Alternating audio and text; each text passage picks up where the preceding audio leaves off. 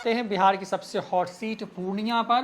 Purnia seat पर त्रिकोणीय मुकाबला। एक तरफ निर्दलीय ताल ठोक रहे हैं पप्पू यादव, जो कि तेजस्वी यादव को औकात बताना चाहते हैं, तो तेजस्वी यादव पप्पू यादव को हर कीमत पर हराना चाहते हैं। ऐसा ही चुनाव प्रचार में नजर आया।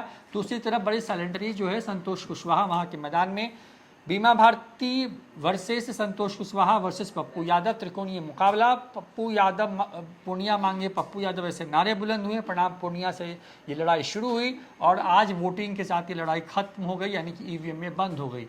कौन वहां पे लीड ले रहा है, इन तमाम चीज़ों पर बात करते हैं। पिछले बार संतोष कुशवाहा जीत करके आए थे, जदयू के थे, 6,32,924 वोट आए थे। कांग्रेस के उदय सिंह वहां पर चुनाव लड़ रहे थे, उनको 3,69,463 वोट आए थे। 2,63,461 वोटों से उनकी हार हुई थी। हम लगातार वहां की भी रिपोर्ट्स दिखा रहे थे आपको।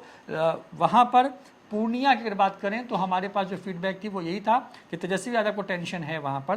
क्या टेंशन है तेजस्वी यादव को, देवांशु, वहाँ पे? और क्या लग रहा है, पप्पू यादव वर्सेस संतोष कुशवाहा वर्सेस बीमा भारती? जैसा आपने कहा कि पूर्णिया में त्रिकोणीय मुकाबला है। त्रिकोणीय मुकाबला लग रहा था, सबों को लग रहा था, हमें भी लग रहा था कि वहाँ पर त्रिकोणीय मुकाबला है। लेकिन जैसे जैसे सुबह हुई, सुबह के बाद दोपहर हुई, फिर शाम होने को आया, तो ये साफ दिख गया, जो फीडबैक वहाँ से आ रहे थे, कि मुकाबला अब त्रिकोणीय पूर्णिया लोकसभा क्षेत्र में नहीं रह गया। सिर्फ 2 कोण है वहाँ पर, 2 ही उम्मीदवार है। एक उम्मीदवार जो है वो रेस से बाहर हो गया। और तेजस्वी यादव के लिए कहें कि तेजस्वी यादव ने अपनी पूरी ताकत, पूरी शक्ति जो है इस लोकसभा क्षेत्र में लगा दिया था। उन्होंने 2 नाइट स्टे किया, रोड शो किया और कई रैलियाँ। मुझे 6 विधानसभा क्षेत्र आते हैं और लगभग सभी विधानसभा क्षेत्र में तेजस्वी यादव घूमे, प्रचार किया अपने प्रत्याशी के लिए। तेजस्वी यादव चाहते थे कुछ भी हो जाए, उनकी उम्मीदवार जीते न जीते, लेकिन पप्पू यादव नहीं जीतना चाहिए थे। तेजस्वी यादव की यही जिद जो है वो पप्पू यादव की ताकत ऑटोमेटिक बनती गई। ऑटोमेटिक मैं इसलिए कह रहा हूँ कि जनता ने इसे बना दिया। तेजस्वी यादव की जिद थी कि पप्पू यादव किसी भी हाल में न जीते, पप्पू यादव पूर्णिया से न लड़े, लेकिन जिस तरीके से इमोशनल अटैच जुड़ते चले गए पप्पू यादव, माहौल उनके पक्ष में बनता गया। आज जब वोटिंग हुआ सुबह से लेकर शाम तक, जो क्या देखने को मिला, जो हमें वहाँ के स्थानीय पत्रकार लोग जो फीडबैक दे रहे हैं और स्थानीय लोग जो हमें बता रहे हैं, उसके आधार पर हम तो ये तो कह रहे हैं कि 2 कोणीय है, 2 ही मुकाबला है। आरजेडी के उम्मीदवार रेस से बाहर दिख रहे हैं, इस वक्त दिख रहे हैं, और वो हैं ही, ठीक है।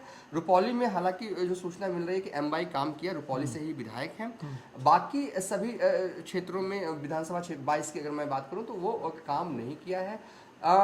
यहाँ से अगर कहा जाए कि एमवाई जिसके सहारे जो है वो आरजेडी खड़ी है, एमवाई यहाँ पर, एमवाई की दीवार जो है ना, वहाँ से किसी ने जोर सा नीचे से जो है ना वो पिलर पे वो डिम डिम मारा है, और वो दीवार जो है वो दरकती हुई पूर्णिया में दिखाई भी दे रही है। तेजस्वी यादव के लिए ये अच्छी खबर नहीं होगी, लेकिन अब क्या करें, वोटर का मिजाज है, वोटर का मन है, वोटर ही भगवान है। लोग के जो वोटर्स ने एमवाई की जो दीवार थी तेजस्वी यादव की, वो डिम डिम करके दरका तो दी है। जितना ये ज़्यादा दरकेगा पप्पू यादव को, उतना फायदा जो है वो पूर्णिया में पहुंचने वाला है, और जितना कम दरकेगा वो कम फायदा जो है वो पप्पू यादव को होगा।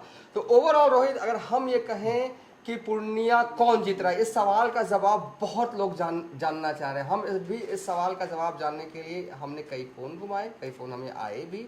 उसका जवाब जो मजमून रहा, हम न्यूज़ फॉर नेशन के दर्शकों को बता देते रहे। दरअसल सुबह से ही हमारे रिपोर्टर्स, हमारे संपादक कौशलेंद्र प्रियदर्शी पूर्णिया में लगे हुए हैं और लगातार सुबह से लोगों से बातचीत जो है वो कर रहे हैं। उन बातचीतों का मजमून, जो हमारे पास फीडबैक आया है उसका मजमून ये है, एस तो है, पप्पू यादव के पास एस तो है, और रेस में बीमा भारती तो है ही नहीं, रेस से बाहर हो, आउट। कहते हैं ना कि आउट। लड़ाई चल रही है 3 लोगों के बीच में, जहां से एक आदमी लड़ाई से बाहर हो चुका है, तो वो उम्मीदवार है आरजेडी की तरफ की बीमा भारती। वो लड़ाई से जो है वो बाहर हो चुकी है। फिलहाल लड़ाई में 2 लोग हैं, जेडीयू के उम्मीदवार हैं संतोष कुशवाहा। संतोष कुशवाहा पहले 22 से विधायक हुआ करते थे। साल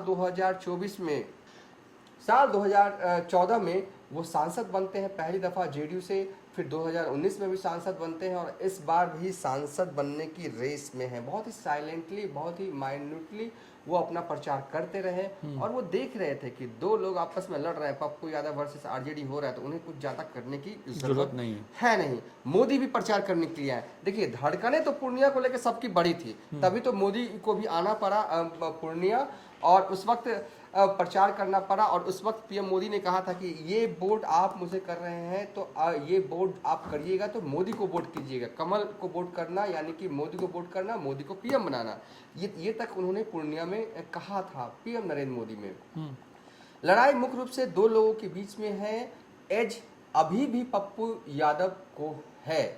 चुनावी नतीजे जिस दिन आएंगे लेकिन अभी के हिसाब से जो वोटिंग पैटर्न जो है वो बताए जा रहे हैं, उसके हिसाब से पप्पू यादव को अभी भी एज है।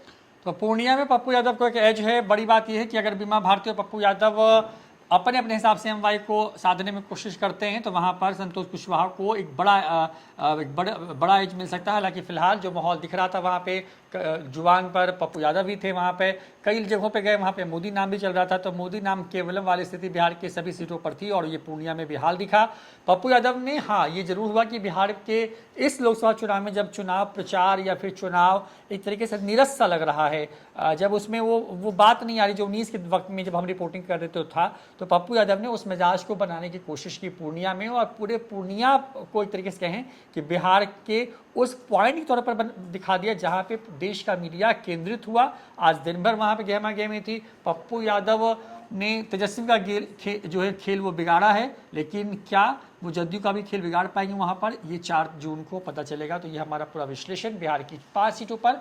यहाँ पर जो है यही लग रहा है कि मुकाबला बेहद कांटे की टक्कर का है। जीत और हार का अंतर बहुत कम होने जा रहा है और अगर जीत होती है एनडीए की तो वो मोदी की मानी जाएगी और अगर हार होती है तो मान लीजिए कि वो स्थानीय विधायकों के खिलाफ की जो एंटी इनकम्बेंसी है उसको आप मान सकते हैं। फिलहाल इतना ही। नमस्कार।